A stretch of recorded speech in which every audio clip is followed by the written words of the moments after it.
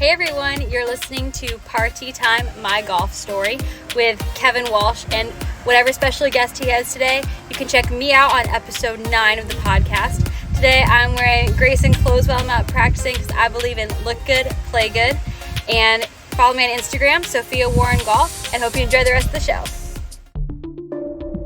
It's Party Time, My Golf Story, brought to you by Party Drinks. Classically designed golf drinks for golfers by golfers. And the golf real estate pros Gene Walsh and Vince Visicaro. For your Southwest Florida real estate needs, check them out at suncoastdreams.com. Now here's your host, Kevin Walsh.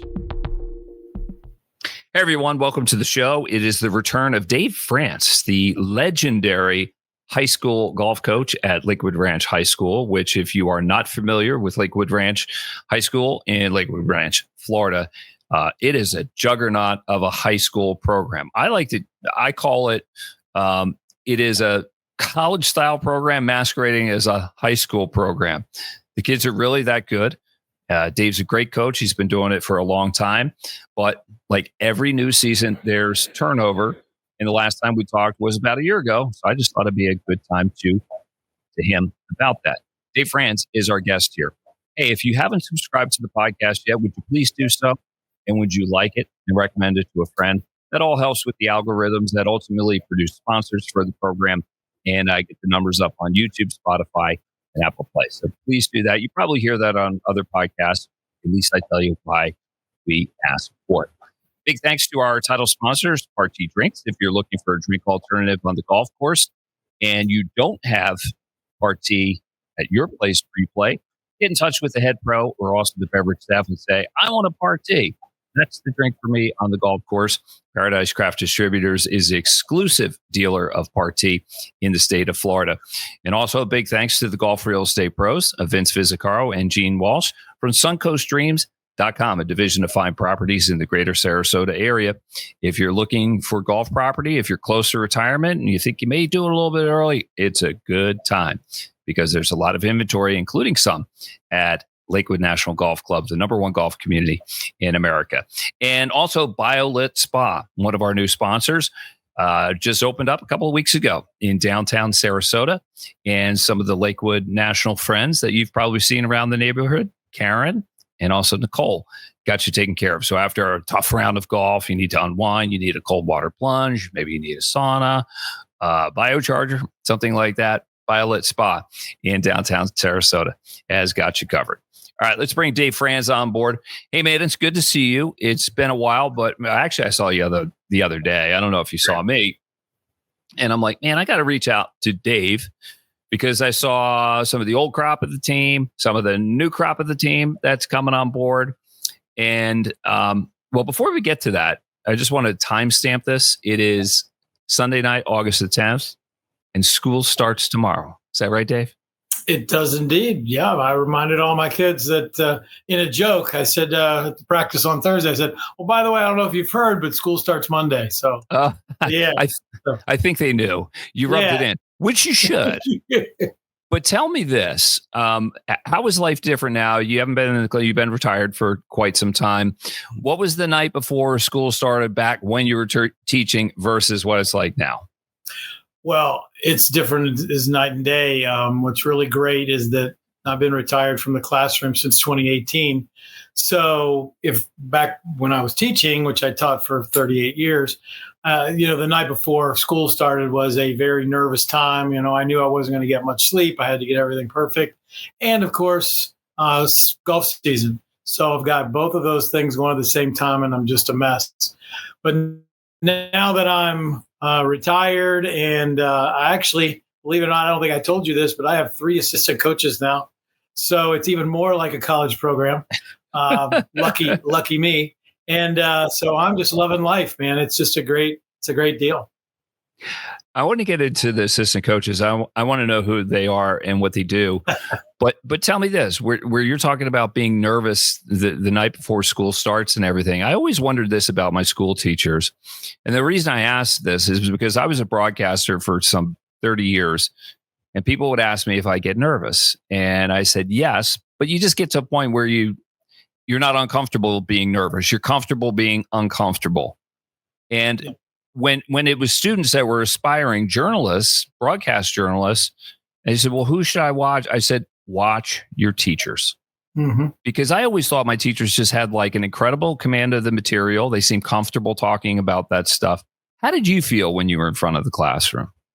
Well, the first few years starting out is always really nervous, but after a while, after you've been doing it for a while, it's just for me, it was an opportunity to have a new audience, and we were on block scheduling, which is kind of a different deal. But I had over 150 students, and these were new people that I wanted to get to know. I wanted them to kind of like me. I wanted them to like my subject, and I wanted to entertain them so that they learned the material and did what I wanted them to do as far as being academically responsible and all that good stuff. And that was what I was all into. So you're right. It's kind of like you're on. It's like, the bell rang. Okay, now we start. It's exciting. Right. Did you like were you a showman when you were doing it? Well, I like to think I was. I don't know if the show was always good, but it was on time. I can tell you that. And it ended on time. But I've taught AP psychology for the last 18 years of my career. So I had a lot of great subject matter and a lot of great stories to tell. So definitely. Dave Frantz, the golf coach at Lakewood Ranch High School, is our guest here on Party Time, brought to you by Party Drinks, the golf real estate pros of Gene Walsh and Vince Vizzacaro, and BioLit Spa in Sarasota. So I saw the boys and you. The green cart is unmistakable, the Marshall golf cart in the practice area at Lakewood National Golf Club. Team looks pretty good. You guys are good every year. What are your thoughts heading into new season? I don't want to be too bold. We're the runners up the last 2 years in a row, which is kind of weird because it's kind of like saying you're a first loser, but we're kind of proud of that. Year before last, we got blown out by just a team that just played tremendously well, and then last year we just had a couple of guys that didn't play quite as well as they would have, or we would have been able to add that fourth state championship. We reloaded at Lakewood National Golf Club. Last year, we had 2 Canadian kids move in, and they're in the top 5 now. Again, they live right down the street from me. And then we also got a transfer from Poland who lives over at Renata by the library on Rangeland. And we're due to get a kid from Germany at the end of September who's already online and good to go. And then I've got everybody back with the exception of 3 of my top 5. So I feel really that we're really deep, and I feel like that with the schedule that I've set up, it's going to be sink or swim, and hopefully I've got 5 really good guys that swim, and we get to states again. How do you find these European kids, or do they find you? It's your podcast. No, come on. No, I didn't. Lakewood National, when you know this because you live here, when you type in golf courses, Lakewood National has a reputation, and I don't know that everybody that lives here knows this, but it has a reputation as as 2 of the greatest golf courses in perfect condition year in and year out, thanks to our staff at the club and to our superintendent. And it's just a great place to live. So it's a great place for kids to practice and play. And I've been lucky. Lakewood Ranch has always gotten kids from all over. The Burby brothers came from Virginia. The Severses, who both of their boys played for me as well. They didn't come from anywhere else. They were homegrown, but that's kind of an oddity, actually. Most of my kids are like your neighbors. They've come from somewhere else, and they came here. A lot of them came here to be able to play our great golf courses. Well, they have to go to school too if they're of a certain age, unless they're at IMG, and then it's all about the sports first, and we'll work the academics in. Yeah. But they end up, and it makes me think of Max Ben Dixon, who is a past guest. Max is from Denmark. How's he been? How's life for him? Do you keep in contact? He's doing great. He won a national tournament in Denmark. We've tried to talk to him about coming back for his senior year, but unfortunately, his mother has said no. So I fully expect him to be playing Division I college golf here in America next year. Is he already getting interest from? He was getting interest when he played for us as a 10th grade. Yeah. yeah, there were a couple of coaches that followed him at the state championship. So, yep. Fantastic. Well, you lost a couple guys. You mentioned the Sievers brothers. Parker is off to University of Florida, and Henry Burby is where? Henry is going to join his brother at University of West Florida.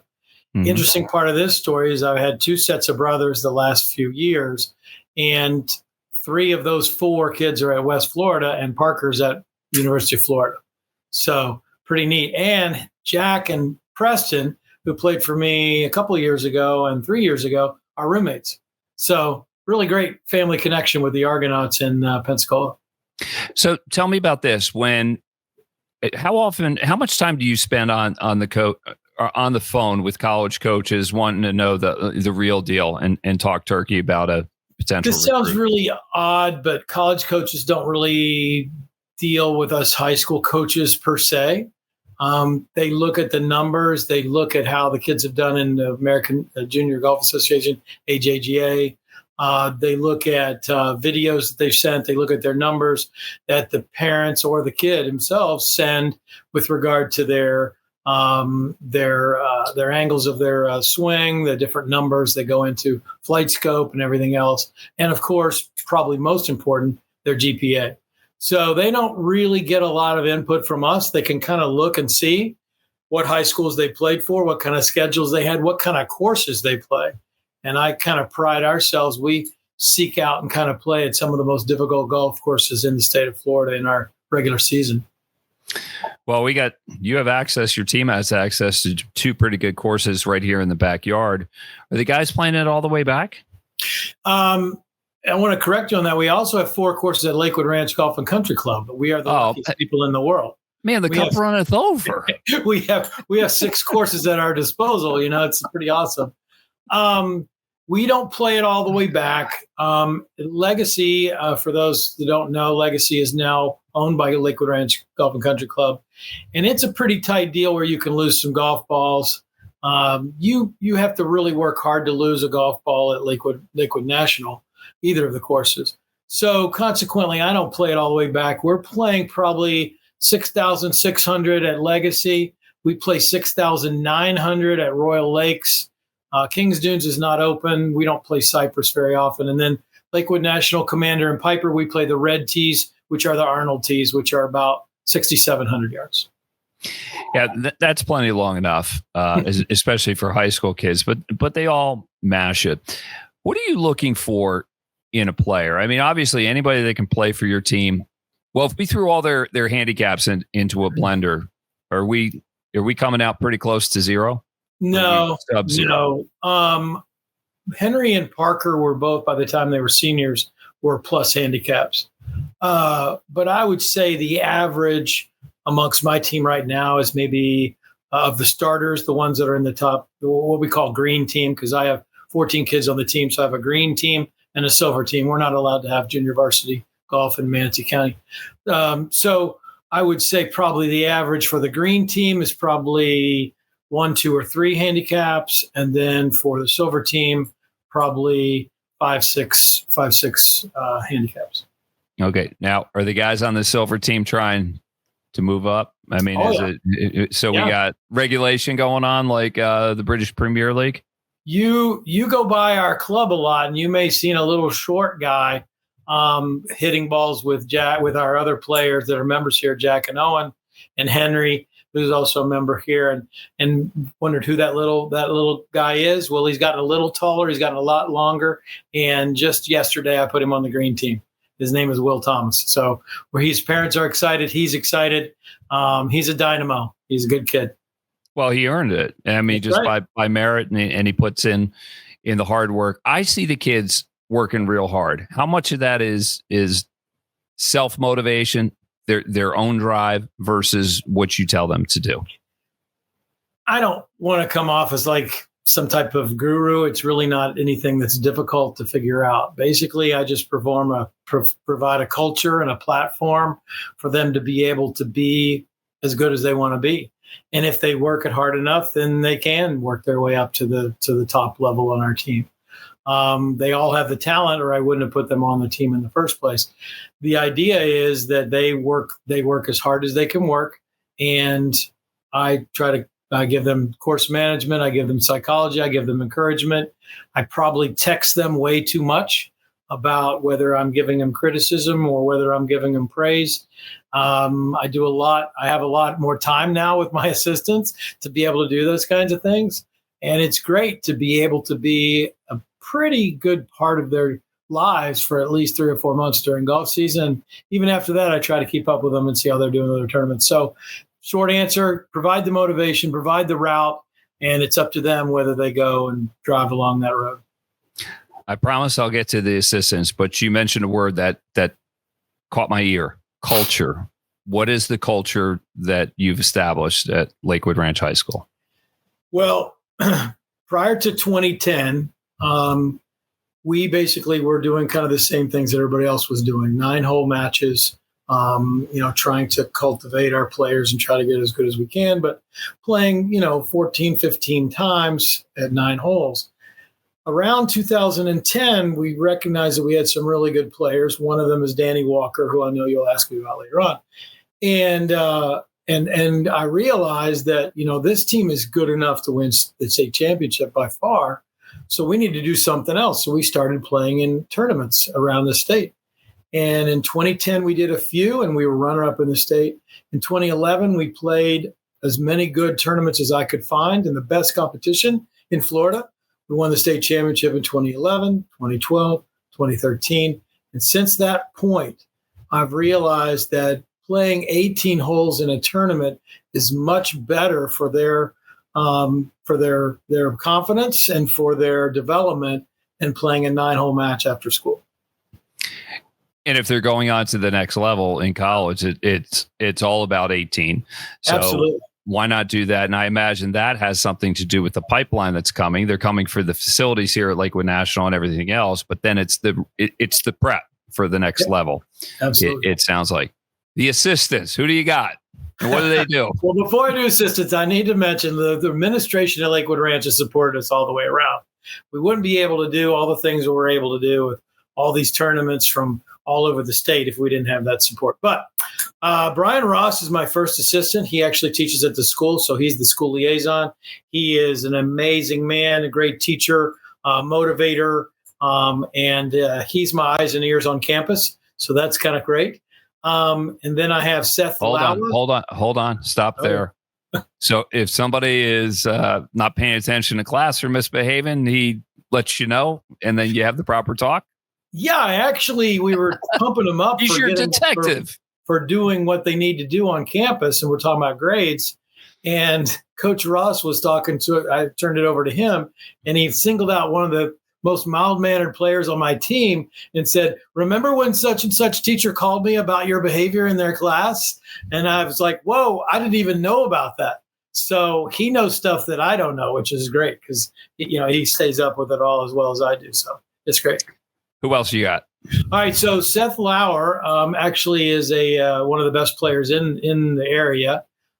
He played at Florida State. He was actually Brooks Koepka's teammate, and he's a businessman. Works in a company called Swing Catalyst, so he's in the business. And he joined us last year, and he's been awesome to have around.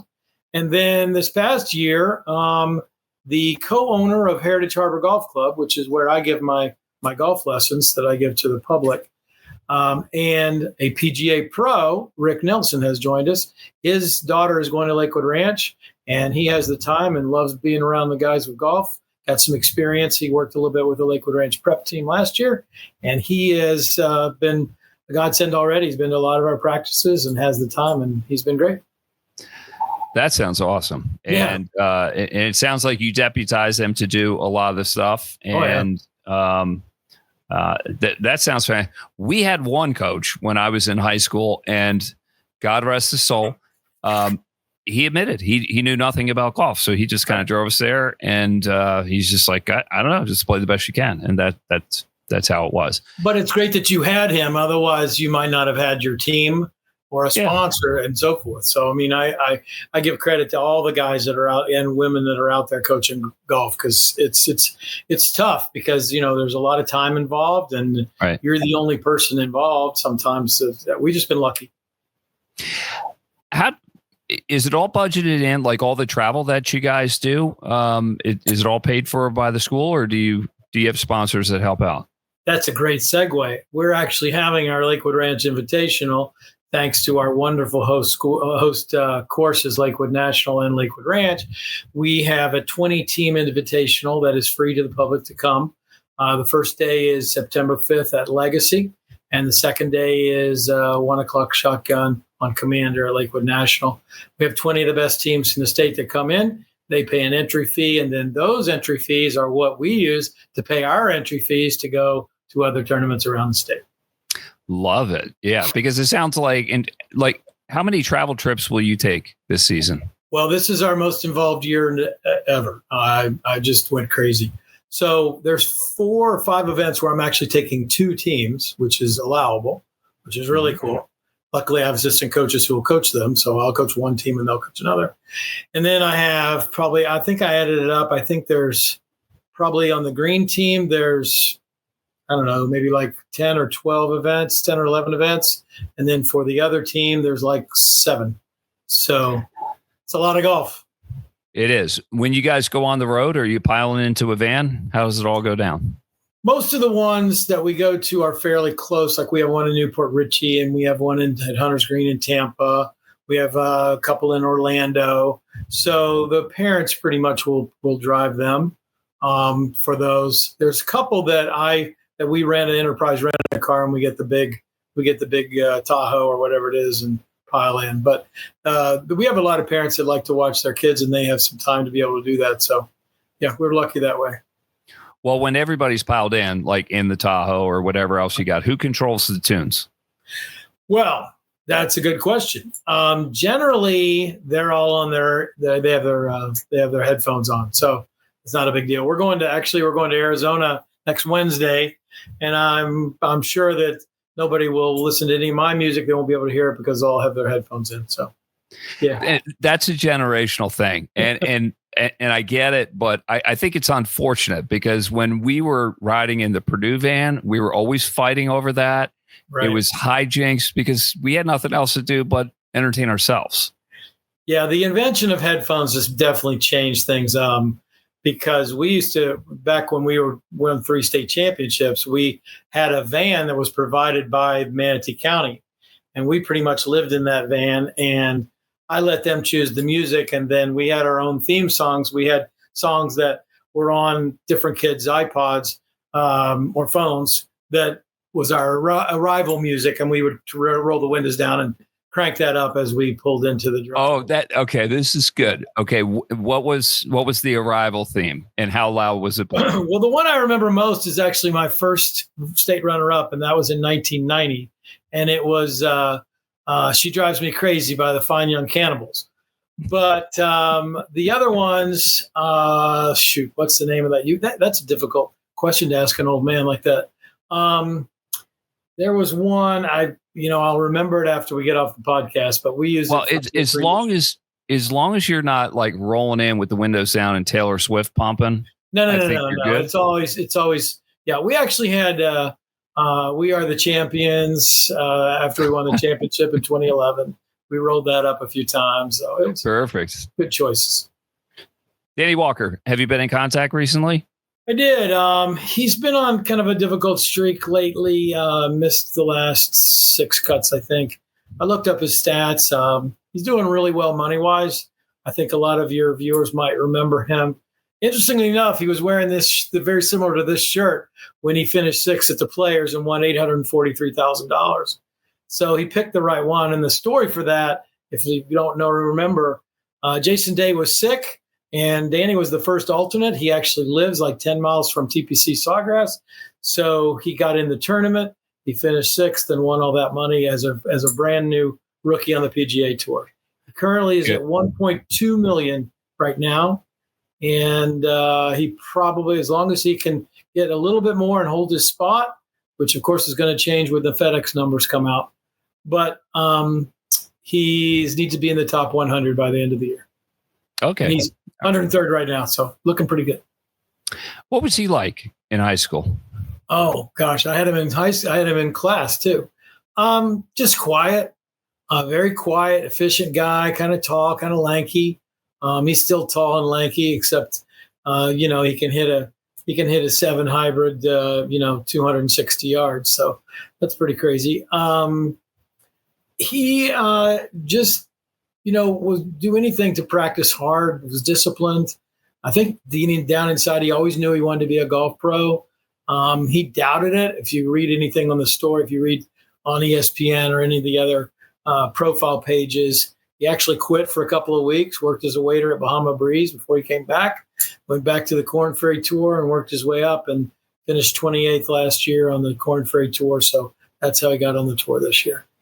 Almost sounds like Kevin Roy's story. Yes. I think all competitive golfers at some point, with very few exceptions, are going to hate the game at some point because it leaves us. You know what I mean? Or we don't get the results when we're putting in the hard work. When somebody's going through that, they're putting in the time and the results aren't there, and they're a better player than what they're performing. Put on your psychology hat because you know this. I mean, you taught AP psychology for years. Yeah. What do you say to them? Well, I can tell you that today what I texted him, which he doesn't rely on me for anything because I'm just a high school coach and, he's won $1 million on the PGA Tour.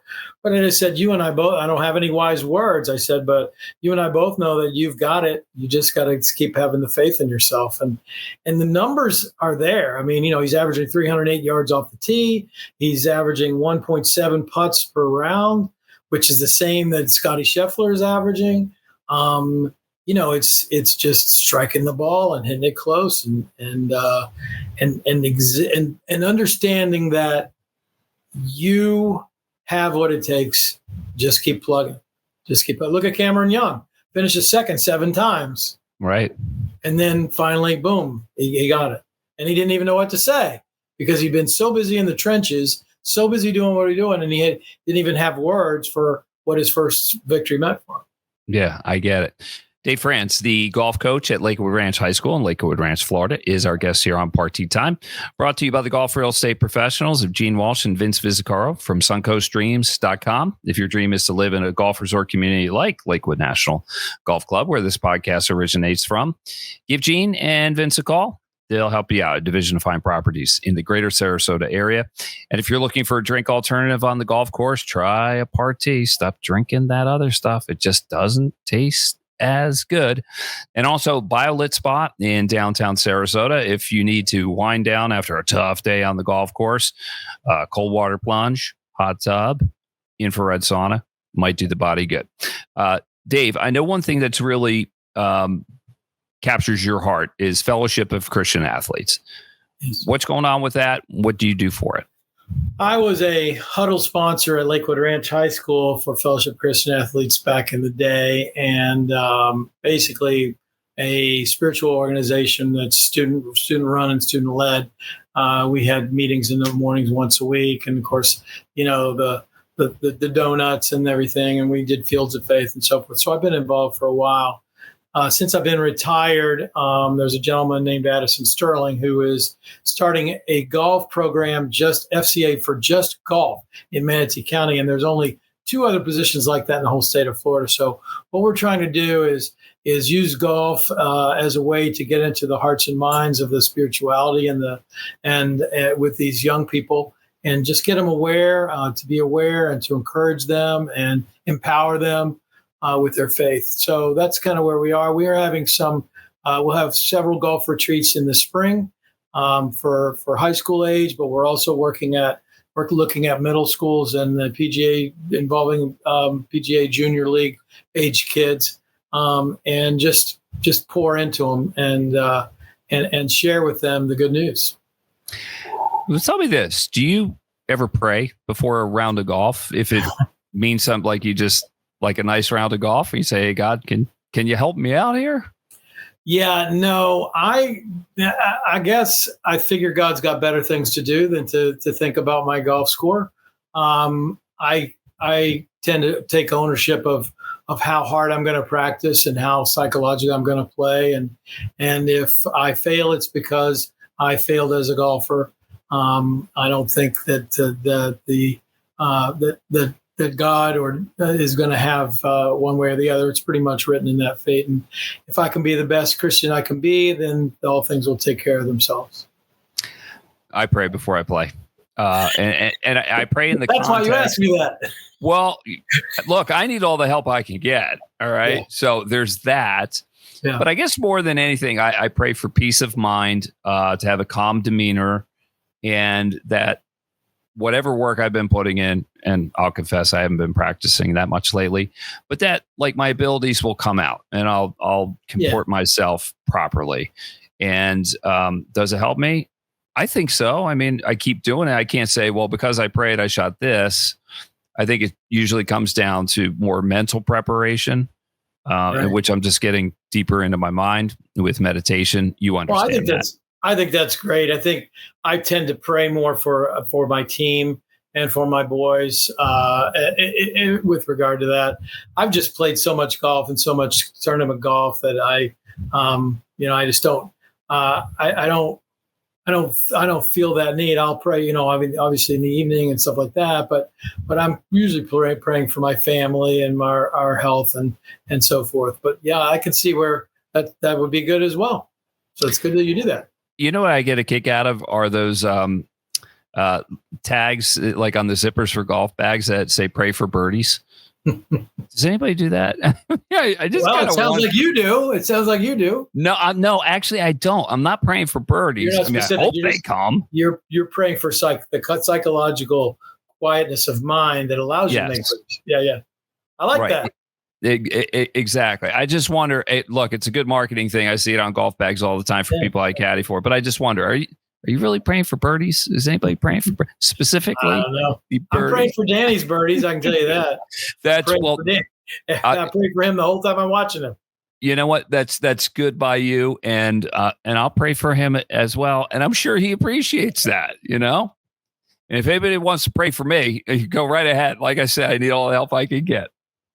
I'm also praying that people watching your podcast that maybe are thinking about coming to Lakewood Ranch, please feel free to move into Lakewood National. There are several places on my street. And if you have a teenage boy that loves golf, you're in the right place. You got that right. And you got shameless plug, right? Shameless plug. But if that is you or your son, you better be able to play. All right. Because it's a tough lineup to crack. Hey, Dave, always good talking to you. I wish you nothing but success. Keep in touch. Okay. And we'll bring you back, and hopefully we're celebrating another state championship. Sounds great. I'll see you around the neighborhood. All right. As we wrap it up, big thanks to Party Drinks, the title sponsor. If you're looking for a different drink alternative on the golf course, try a Party. If you want to be Dave Frantz's neighbor at Lakewood National Golf Club, Gene Walsh and Vince Fizzicaro, suncoaststreams.com. They can hook it up and maybe make you. There's a place in my building. It's right behind me in the coach home. Are you a good neighbor, Dave? I tell you what, move in. I'll give you a free golf lesson as an introduction. But you got to work with Gene or Vince. Okay. Very good. So big thanks to suncoaststreams.com and BioLit Spa in downtown Sarasota. Recharge yourself after a round of golf, or just be a prince or a princess for the day at BioLit. For Dave Frantz, I'm Kevin Walsh. We'll see you again next time on Party Time, My Golf Story. You've been listening to It's Party Time, My Golf Story, brought to you by Party Drinks. Classically designed golf drinks for golfers by golfers, and the golf real estate pros Gene Walsh and Vince Fizzicaro. For your Southwest Florida real estate needs, check them out at suncoaststreams.com or call 941-220-4000.